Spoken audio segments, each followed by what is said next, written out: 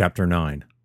His private holo display was filled with the ship's status reports, courses plotted by Black and Oakes, and several tensile strength tables. Dunn wished it also had a list of recommendations on what he should do. No, he thought, it's not about what you should do, but how you're going to do it. And that was the problem. Oakes would begin moving the ship into position in a few minutes.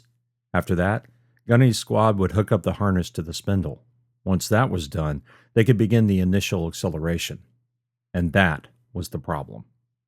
The harness was designed to moor the two ships together using the utmost steel deck plating for support and leverage.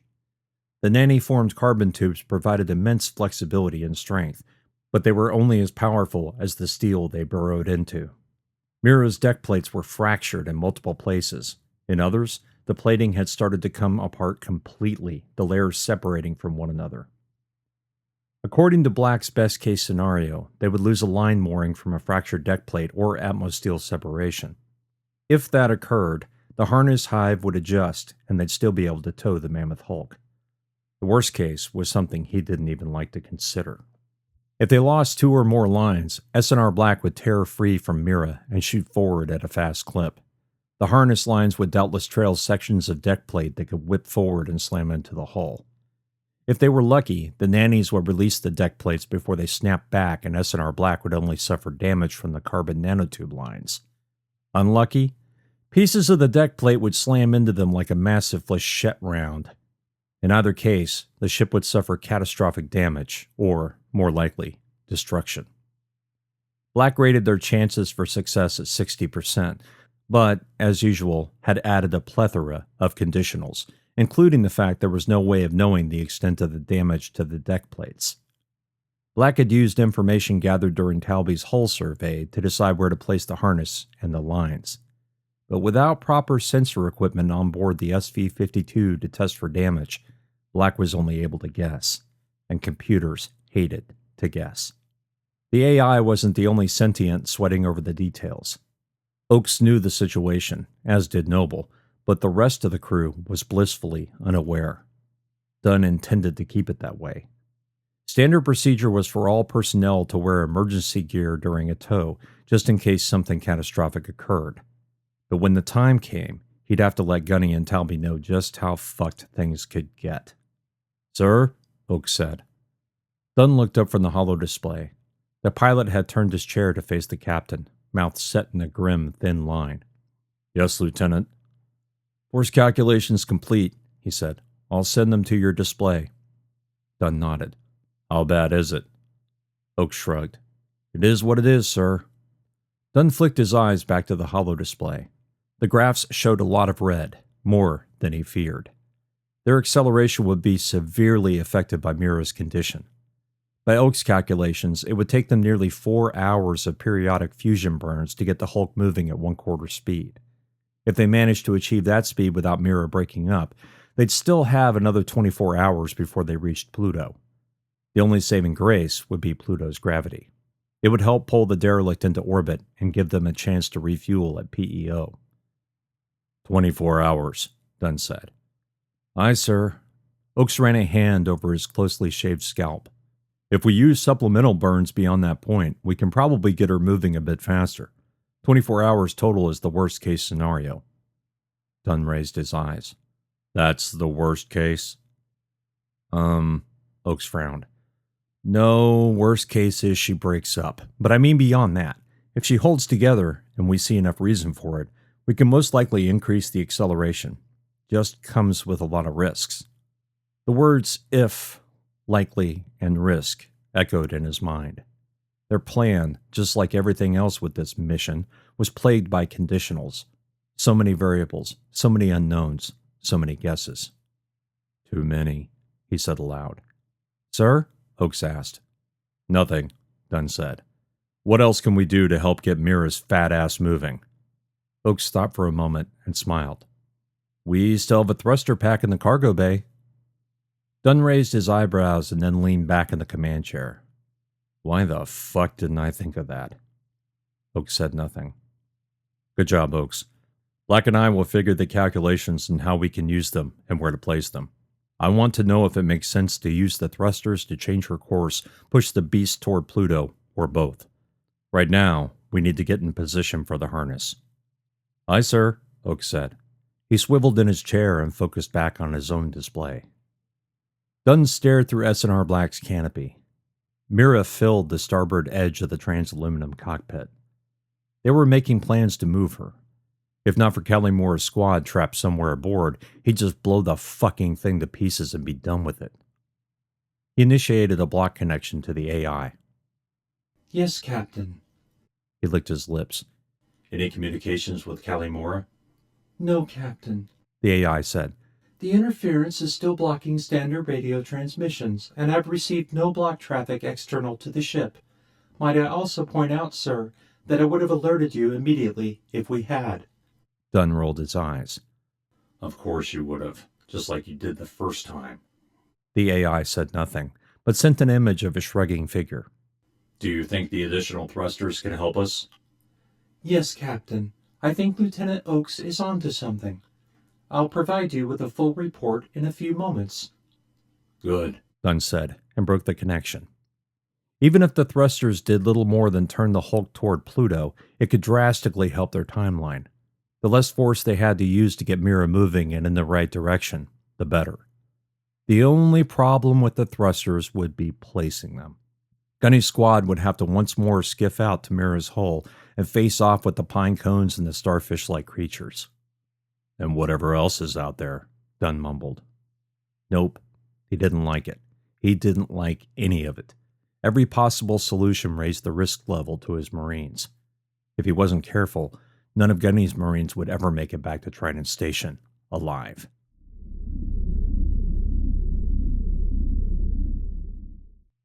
Chapter 10. Gunny piloted the skiff from the cargo bay, stomach fluttering with nervous tension. The brightness of the cargo bay receded, leaving them in the shadowy twilight of the Kuiper Belt. The skiff's strong lamps illuminated Mira's scarred and marred metal surface. He moved the skiff nice and slow, gently pushing the throttle and attitude thrusters to rotate the craft and head to the spindle connections. The comms were deathly silent, as they should be, yet chatter would have been welcome. He felt as though everyone was holding their breath, including the twinkling stars. Feeds from the skiff's top, bottom, fore, and rear cams lit its HUD. Went, manning the cannon, was supposed to monitor the views as well. Splitting your attention between all those screens while attempting to focus on what was in front of you was difficult, to say the least. Piloting the skiff could be stressful enough without having to process 4 different camera feeds simultaneously. Gunny had told his Marines, especially Went, to keep an eye out. All it would take was one of the starfish things creeping up on them to end this trip in a hurry. "We were lucky," he said, his mic muted. "Damned lucky." When he and his Marines had streaked from Mira's hull to assist Captain Dunn and Lieutenant Noble, Gunny had had no idea they would be facing off with a giant exosolar creature. If not for the ammo Captain Dunn had found in the secret crates aboard S&R Black, Gunny's squad, Dunn, and Noble would have all died. Not to mention Lieutenant Talby. Flying in his SV-52, Talby had kept the creature busy long enough for Gunny's squad to rescue Dunn and Noble, but not without serious structural damage to his craft. Had the fight continued, Talby would have had to eject. And then... well, that was the question, wasn't it? Would the starfish thing have pursued his floating body, or would the thing have continued to attack the hopelessly damaged SV-52? The creature, its 10 arms seemingly grasping at objects only it could see, had vibrated in the light. No, not vibrated. Shimmered. The thing's skin, darker than deep space, seemed to warp matter around it. Gunny shivered. He didn't understand how it could exist, much less affect matter around it. Was it sucking down light like a black hole? And if so, how the hell was it doing it? Gunny tried to push the image away and focus on his damn job. He moved the skiff 50 meters from S&R Black, his eyes constantly flicking from the forward screen to the other cam feeds. He slowed the craft with a few microburns. The skiff came to a near stop, and he nudged port and 4 attitude thrusters to gently spin the skiff until it once again faced S&R Black. Once the skiff was in position, he slowly accelerated to a speed of 2 meters per second. The plan was to drop a pair of Marines at the harness for spindle checks before testing the lines. Once they disembarked and Talby could provide cover fire, Gunny would fly the skiff to the closest mount point for a new thruster installation. Wint and Like would have thruster placement duty, and it was going to take a while. But first things first, Gunny said to himself. Get your Marines on the hull. He brought the skiff to a halt 10 meters away from the spindle. S&R Black's hull loomed above them like a giant metal whale. If not for the ship's belly lights, the skiff would be in total darkness from the larger craft's shadow. Gunny smiled despite the tension in his gut. No matter the blemishes on her hull or the dings and bumps in her otherwise smooth skin, right now she was the most beautiful ship he'd ever seen. Black, I'm in position, he said over the comms. Dunn responded immediately. Good job, Gunny. Let's get this show going. Aye, sir, Gunny said. He activated the squad comms. All right, Marines.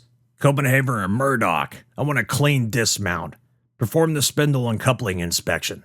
I want one of you providing cover at all times. Don't let any of those bastard things sneak up on you. Understood? Aye, Gunny, the two Marines said. Copenhagen's strong, confident voice easily rose above Murdoch's shaky reply. With the magnetics set at half power, the skiff stayed a good 2 meters off the hull. Gunny increased the power, and the skiff descended until it hovered just a meter from Mira's pitted and damaged hull plates. Go, Gunny said. He brought the two Marines' cam feeds onto his HUD and watched as they lifted themselves over the gunwale and pushed to the hull. Copenhagen activated her magnetics fast enough, and with just enough power to stand on the hull without so much as a jolt. Murdoch, on the other hand, struck the hull plate with enough force to make his feed jitter with static. Gunny shook his head. Goddamned useless.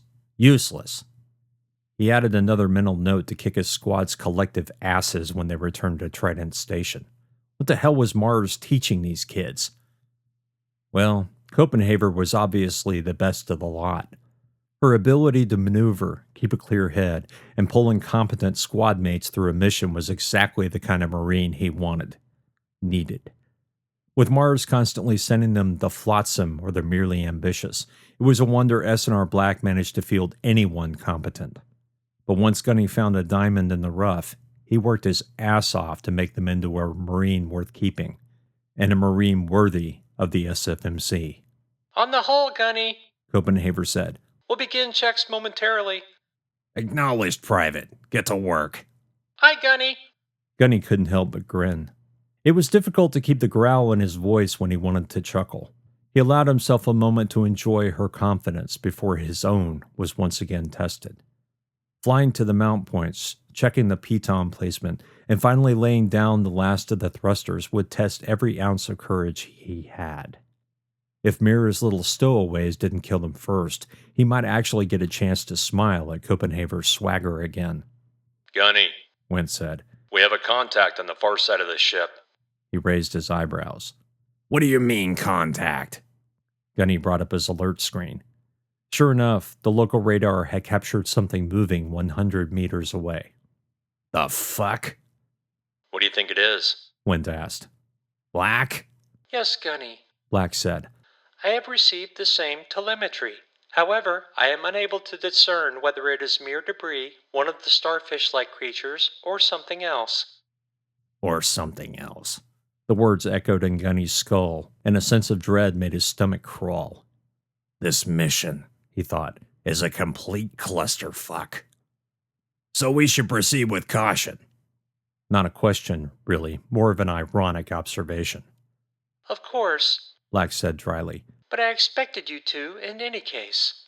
If he had been speaking with the AI via a block connection, he would have sent it the image of a fist with a middle finger raised.